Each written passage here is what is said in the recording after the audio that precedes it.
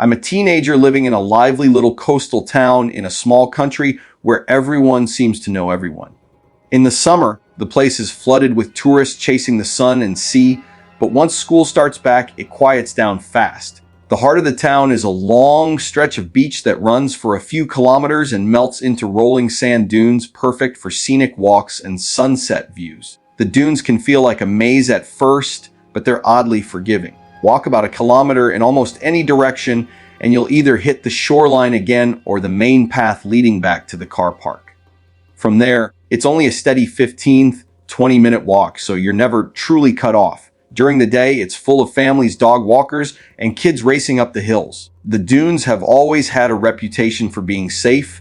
If you get turned around, you just laugh it off and keep walking. This happened a few weeks after school started again, when the evenings grow darker earlier and the town feels almost sleepy. My friends and I are part of the local scout group, which is split into 4 sections: Beavers, Cubs, Scouts, and Ventures. We meet every Thursday from 7-9 p.m., indoors or outdoors depending on the season. That night was the Scouts' first meeting back after summer break. Tradition says we meet at the car park by the dunes, and the Scouts hike out to the biggest dune, known locally as the Baldaman. The older Scouts climb first, then the new 12-year-olds follow with their help. Once they reach the top, they're officially welcomed in. It's a rite of passage everyone remembers. While they set off, the 9 of us Ventures stayed behind to practice first aid for about 45 minutes. Once we wrapped up, and did pretty well, I might add, we realized we still had time to head out to the dunes ourselves. A few of us are naturally fast walkers, including me, so we reached the dunes ahead of the others. The tide was fully in, swallowing the beach route to the Baldaman, so we had no choice but to cut through the maze of smaller hills instead. My friend, let's call him Noah, and I were determined to reach the Scouts, who by then had already made it to the top. We shouted back to our leader and the rest of the Ventures to let them know our plan.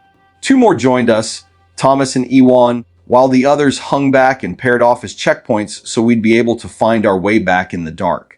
It felt adventurous at first, almost cinematic. The 4 of us plunged into the near-pitch black dunes, stumbling up and down steep slopes, tripping over hidden dips, and scraping our legs against sharp dune grass and the occasional bramble. Every hill looked like the last. The moon cast a faint silver glow, just enough to outline the distant silhouettes of the Scouts standing triumphantly on the Baldaman, but they were much farther away than we'd thought. Breathing hard, we paused on a ridge to catch our breath. When we looked back, we could just make out 2 of the other Ventures standing in the distance watching us. We waved. They waved back. At that moment, it still felt like harmless fun, just another Thursday night adventure in dunes that had always felt safe. I had just twisted the cap back onto my water bottle and was about to take off again when Thomas suddenly threw up a hand and whispered, "Shh." His voice wasn't panicked, just sharp enough to slice through our laughter. We froze. At first he looked unsure, like he regretted saying anything, but there was a flicker of concern in his eyes. "What?" Noah asked quietly. "Did you hear that?" Thomas replied. We all shook our heads. I swear I heard something like rustling. In the bushes. We listened. Nothing, no footsteps, no voices, just silence. We blamed it on the wind though. Thinking back, the air was completely still. Not even the dune grass was moving. After a moment, we brushed it off.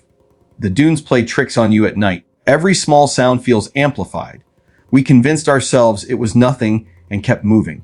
About 10 minutes later, we reached the final hill before the Baldaman. Our legs were burning, lungs tight from the constant climbing, but we pushed through.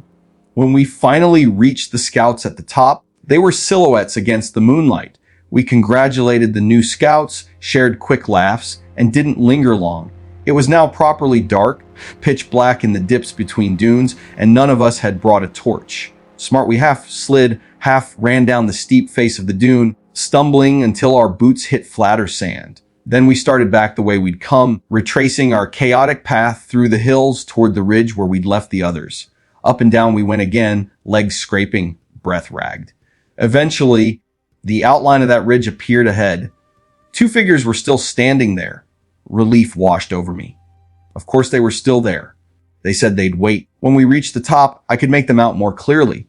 I'll call them Cormac and Alice. Cormac is huge, about 6'3", broad-shouldered, strong. The kind of guy people joke could wrestle a bear and win. He's known at school not just for his size, but for being seriously intelligent. Alice, on the other hand, is quiet and observant, sharp in class, and even sharper socially. She's not the type to scare easily. Even in the dim light, I could see something was wrong. Cormac's face was tight with panic. Alice was visibly shaking. "What's wrong?" Noah asked, voicing what we were all thinking. Cormac didn't answer right away. He looked straight at me and said, slowly, "Were you walking around down there on your own?" He pointed toward a clearing nestled between the dunes, a spot older teens sometimes used to drink or smoke. "No," I replied immediately. "I've been with them the whole time." "Why?" My heart rate started climbing. There was a pause, just a second, but it felt longer. And in that moment, I think all of us realized the same thing at once. It was like the temperature dropped 10 degrees in an instant. You could almost feel everyone's blood run cold. Alice spoke first, her voice tight. "Cormac and I saw a man, hood up, all black. He was circling that clearing." She pointed toward the dip between the dunes. "He was avoiding us. We thought it was you at first." Cormac added, eyes locked on mine. "But it didn't make sense. It wasn't like you." I opened my mouth to respond, but Cormac continued, "When we waved at you from the ridge, he wasn't there. The second you left that spot, he appeared, standing exactly where you'd been. Just watching you." A chill ran straight down my spine. Suddenly, Thomas shushing us earlier made sense. The rustling in the bushes, the still air. He hadn't imagined it. We hadn't been alone. We'd been followed. There's safety in numbers. Or at least that's what we told ourselves. The six of us moved together down toward the clearing where the man had been seen. Every step felt heavier now, every shadow suspicious. "He didn't even have a torch," Alice whispered. That detail made it worse. It was pitch black out there. Anyone normal would need light. Whoever this was didn't. Cormac and Alice immediately headed toward the scouts to warn the leaders, while the four of us stayed behind near the clearing, scanning the dunes. The silence was suffocating. No wind, no distant voices, just the faint sound of our own breathing. Cormac and Alice returned quickly after alerting the leaders. We stood there, tense and exposed, half expecting a figure in black to burst from behind a dune at any second. A man dressed head to toe in black, no torch, alone in the pitch dark dunes. Circling teenagers. Luckily, he didn't attack. We decided to get out fast. We regrouped with the remaining ventures and our leader on the way back, quickly explaining what we'd seen. The mood had shifted completely. This wasn't an adventure anymore. It was an evacuation. We were almost clear of the dunes when one of the younger scouts suddenly screamed. The sound ripped through the night and sent everyone into motion. The smaller kids started running immediately. Noah and I were at the front, so we reached the boy first. He was shaking, tears streaming down his face. "What happened?" we asked. He pointed to my left. I turned, and there he was. The same man, standing on top of a ridge, completely still, watching us. Noah's voice cut through the panic. "Run! He has a knife!" That was all it took. The ventures immediately grabbed the younger scouts, some carrying them outright, and we sprinted toward the car park. Sand flying, hearts pounding, no one daring to look back for long. We didn't stop until we reached the safety of the cars and streetlights. I never saw the man's face. I don't know who he was, and I don't ever want to. Parents arrived, collecting their kids, each probably hearing a slightly different version of what happened that night. But only a handful of us know the full story, how close he was, how long he'd been there, and how easily that night in the dunes could have ended very differently. This happened when I was 22. I was bartending at a small dive a few blocks from my apartment, nothing fancy, just a tight-knit crowd of locals who came for late-night drinks or to catch whatever game was on. I quickly started recognizing regulars, most of them older men who stuck to the same stools and same drinks every week. After my shifts, I usually walked home. It was only 7 minutes away. Sometimes I'd have a quick shot with a customer near closing, so driving wasn't an option anyway. I had walked that route hundreds of times and never once felt uneasy until him. There was one regular who always made me tense. Jared. I knew his name from his credit card. He looked late 30s, thinning hair, always in the same brown jacket regardless of the weather. He never came with anyone. He would perch at the bar, nursing a beer, trying to talk to me while completely ignoring the sports on TV. His questions got personal sometimes, and I kept my answers short and polite. never encouraging him. There was just something off about him. One Friday, he showed up around 10 p.m. like clockwork. He sipped a single beer over nearly an hour, glancing at me constantly but looking away whenever I noticed. Every time I walked past, he tried to start a conversation. Toward the end of his drink, he asked if I wanted to hang out outside of work. I said no, that I like to keep work and personal life separate. His face changed instantly. The smile he forced felt sharp and brittle. He tossed some cash on the bar, muttered, yeah, whatever, and left without tipping, which he had never done before. Relief and unease washed over me at the same time. My shift ended at midnight. The next bartender arrived. I counted my tips, grabbed my hoodie, and stepped out into the quiet night. The streets were empty as usual. I turned the corner and immediately froze. Someone called my name. My stomach sank. There he was, Jared, standing under a lamppost. I didn't hear him approach. He gave a small, casual wave and started walking toward me. I instinctively stepped back, keeping my distance. He apologized for storming out earlier, claiming he just got nervous. I nodded and said I really needed to get home.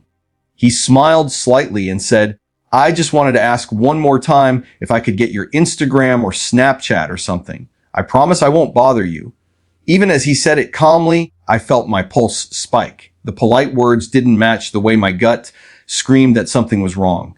I told him flat out that I don't use social media. He froze for a second, staring at me like he was processing something, and then he smiled, a slow, deliberate smile that made my skin crawl. That's weird, he said. Because I've seen you on Instagram at the bar. My heart sank into my stomach. Now he was confronting me directly.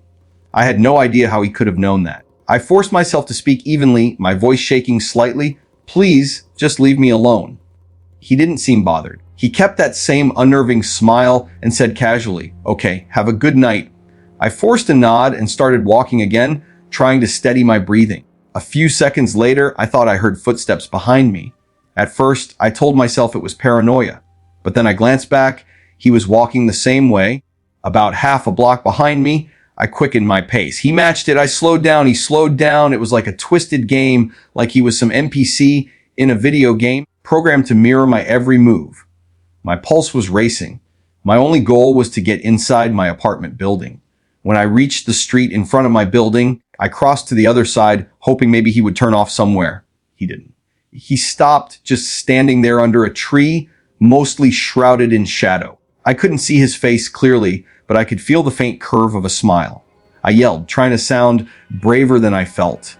Why are you following me? I don't want to call for help. He didn't answer. He just stood stiffly, silently. Panic rising, I blurted out a lie. My boyfriend lives with me. I'm going inside to get him.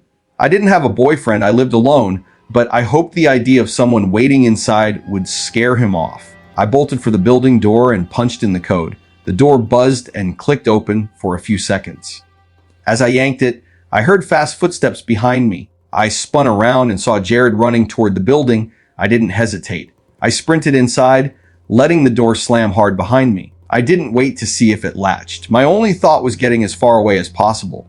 I ran straight up the stairs to the second floor, heart hammering, barely able to catch my breath, certain he was still out there. My apartment was at the very end of the hall. I froze as I heard the main door downstairs slam open violently, followed by heavy, fast footsteps pounding up the stairs. He had made it inside. My hands shook as I fumbled with my keys, nearly dropping them. Every step he took echoed closer, each thud of his shoes against the stairs making my heart pound harder.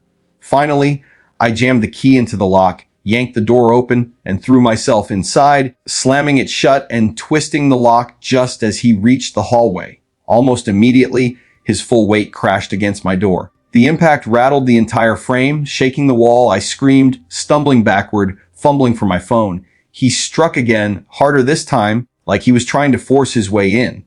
My panic skyrocketed. Then, another door opened somewhere in the hall, and a man's voice cut sharply through the tension. What the hell are you doing? The banging stopped instantly. Silence hung for a tense second, then hurried footsteps receded down the hall. Peering through the peephole, I saw my neighbor, an older man from across the hall, looking both furious and bewildered. Jared was already halfway down the stairs, silent as if nothing had happened. My neighbor knocked gently and asked if I was okay.